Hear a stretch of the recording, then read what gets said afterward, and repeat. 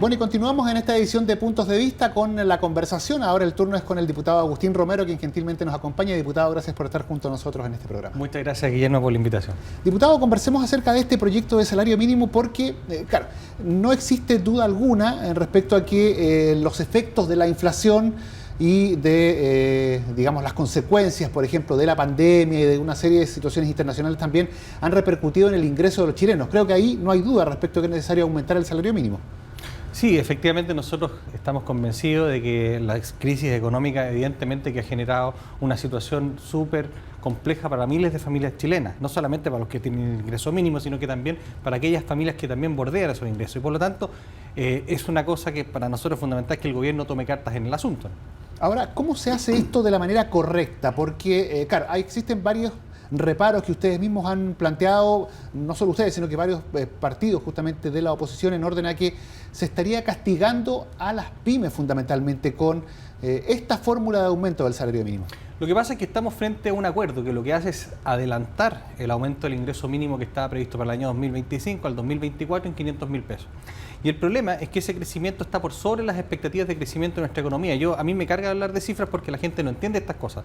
Pero lo que yo le quiero decir a los chilenos es que si nuestra economía no crece, sin embargo, para el Estado es necesario igual hacer crecer algunos elementos que implican costos dentro de la producción de bienes y servicios. ¿Qué trae aparejado eso? Evidentemente, que trae aparejado cesantía o eventualmente incluso despido. ¿Cuál es nuestra preocupación hoy día? Nuestra preocupación es que Chile no puede pagar ingresos mínimos o establecer costos para pymes, para empresas, para lo que sea, que vayan por sobre lo que la economía puede pagar. Pero ¿qué es lo que hace el gobierno? El gobierno inventa un subsidio. Entonces le dice al empleador, no al trabajador, le dice al empleador, por tus trabajadores que ganen, para alcanzar el sueldo mínimo, que ganen el sueldo mínimo, para alcanzar este sueldo mínimo que yo le quiero imponer a usted, yo le voy a dar a usted un subsidio. Entonces yo le pregunto a la gente que hoy día gana el sueldo mínimo, ¿qué va a pasar o qué incentivo tiene su empleador? Primero, para pagarle más si tiene un subsidio del Estado que le permite ahorrar un costo. ¿Qué va a pasar con ese trabajador? Bueno, lo que quiero decir a los trabajadores chilenos es que de aquí hasta el 2025, los que ganen el sueldo mínimo en aquella pyme que recibe un subsidio, va a seguir ganando el sueldo mínimo.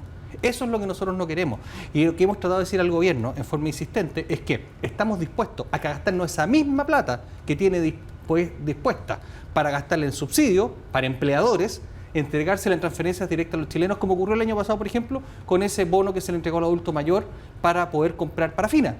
Nosotros creemos que si podemos ayudar a los chilenos para que mejoren sus condiciones para pasar esta mala racha, porque para eso el país tiene que actuar, pero no entregándole un subsidio al trabajo. Eso es muy peligroso porque no lo vas a poder quitar.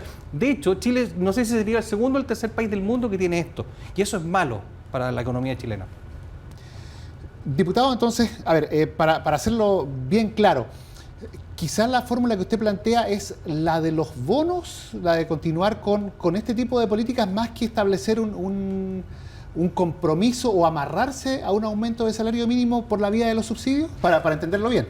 Lo que pasa es lo siguiente, si hoy día tú contaminas el mercado del trabajo, reconociendo que tu economía no es capaz de pagar ese sueldo, lo que estás haciendo finalmente es un incentivo primero para que no subas los sueldos, evidentemente recibir este subsidio. Pero ¿qué pasa con aquellas personas que quieren ingresar al mercado laboral? Aquellas personas que hoy día, por ejemplo, están ganando o bordeando incluso el sueldo mínimo un poquito más, que no reciben ese subsidio.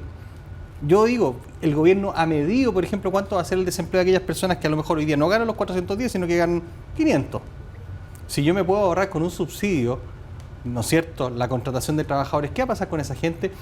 El gobierno toma de repente unas decisiones que para mí son bastante peculiares, que me reflejan realmente que no tienen experiencia en manejo, en gestión o incluso en empresa. Porque yo le puedo asegurar a cualquier persona que me está viendo que no haya un gerente de recursos humanos, un gerente de desarrollo, un gerente técnico en alguna empresa, incluso las grandes empresas, viendo cuánto le cuesta mantener a estos trabajadores versus lo que me agarraría recibiendo el subsidio, versus lo que me significaría automatizar. Esa es mi preocupación, y la preocupación que tenemos los republicanos es que los chilenos no pierdan sus trabajos y por el contrario, darles ayudas directas a ellos, no a las empresas, y además de eso, buscar a través de lo que nosotros le hemos pedido al gobierno, una reforma tributaria pro emprendimiento, pro crecimiento, pro ahorro, que cuando salgamos de este momento tremendo que está viviendo Chile, ¿no es cierto?, tengamos la posibilidad de empezar a crecer y podamos recuperar los empleos, 700.000 empleos que todavía nos faltan de antes del estallido delictual.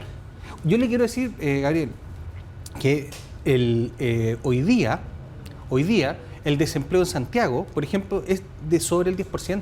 No es el 8,8 nacional. En Santiago el 10%. Y esas son las comunas que yo represento que tienen mucha población. O sea, leyéndolo de otra manera, diputado, con esta fórmula que plantea el Ejecutivo, se, entre comillas, garantiza que los empleadores, las empresas, van a tener la posibilidad, la facultad de no subir los sueldos hasta el 2025, 2026. O sea, van a tener esta especie de techo piso de 500.000 y se podrían aferrar a eso, y al final eso podría ser perjudicial para los trabajadores que con otra fórmula quizás sí podrían ver aumentados sus ingresos. Efectivamente. Porque se establece esta Lo que pasa de es que 500 que sí, podría ser negativa más que beneficiosa. El trabajador va a recibir 500, por ejemplo, eventualmente. Pero obviamente que si el empleador va a pagar menos. Si yo voy y le pido un aumento de sueldo a mi empleador, el empleador te puede decir: yo te subo el sueldo, pero vas a quedar recibiendo siempre 500.000, porque si te saco del margen, pierdo el subsidio. Entonces no es que yo te dé, claro, no es que te dé no te puedo aumentar el sueldo, ya le voy a aumentar el sueldo en 20.000, 30.000 pesos, no, porque eso va contra el subsidio. Ahí ¿quién gana? El Estado.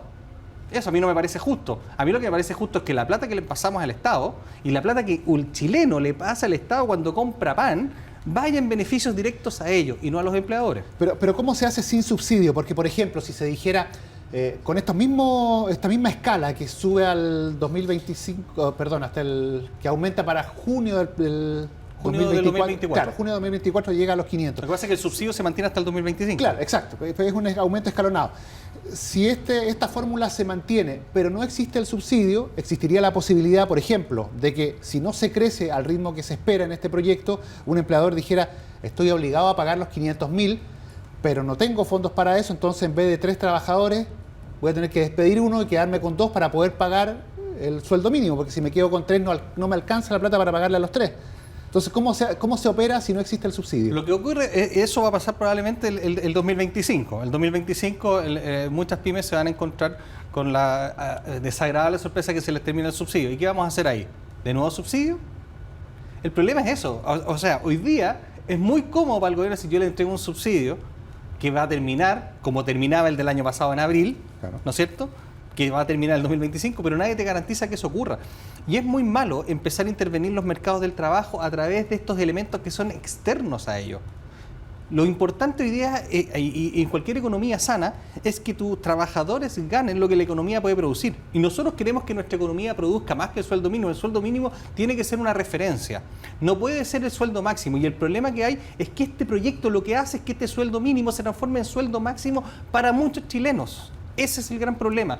¿Qué incentivo hay? Yo les quiero decir, dentro de las reuniones que tuvimos en algunos minutos, o sea, digamos, en comisiones con distintas pymes, con distintas asociaciones gremiales, ellos decían: oiga, me pasa que en algunos casos no me llega el subsidio.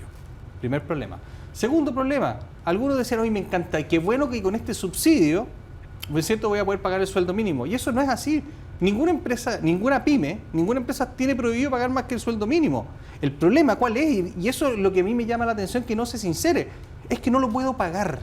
No lo puedo pagar porque la pandemia no me dejó pagarlo, quedé con costos atrasados. Bueno, no lo puedo pagar. Y eso, ¿por qué no somos sinceros y lo decimos? Lo que no significa que no le demos ayuda a las personas. Pero mi distrito, por ejemplo, los que yo represento en Pudahuel, en Maipú, en Quilicura, son personas que posiblemente muchas ganan el sueldo mínimo. Y ellos, la verdad es que yo les estoy, a través de aprobar este mecanismo que quiere el gobierno, les estoy hipotecando su futuro de aquí hasta el 2025 sin que les toquen sus remuneraciones. Y eso para mí es grave y es muy irresponsable. Ahora, diputado, sabemos que este proyecto tiene que continuar su tramitación legislativa, falta todavía el paso del Senado, y en el Senado muchas veces, por no decir la mayoría de las oportunidades, se realizan modificaciones. ¿Se puede ahí gestionar un cambio en la cifra o en el mecanismo, o hacer que este proyecto no quede, como usted lo señala, no quede casado con un procedimiento y se puede hacer alguna modificación de fondo, o ustedes lo ven poco probable? Lo que pasa es lo siguiente: durante la transmisión parlamentaria acá en la Cámara nos hemos dado cuenta de que existen muchas deudas hacia las pymes, ¿ya? Primero, decir que este acuerdo se llegó con la CUT 100%, porque la CUT no tiene ningún problema, finalmente ellos no pagan el sueldo mínimo, los que pagan el sueldo mínimo son las pymes, ¿ya? Y este problema también devela que hoy día es un pésimo pagador del Estado, ¿no es cierto? Tiene una deuda previsional importante, producto de de la pandemia, además de que han arrastrado deuda bancaria algunas de las pymes. Por lo tanto, hoy día las pymes están en una alerta amarilla, digamos, casi naranja, muchas de ellas. El problema que vemos nosotros a través de esto es que el mercado laboral se sigue resintiendo.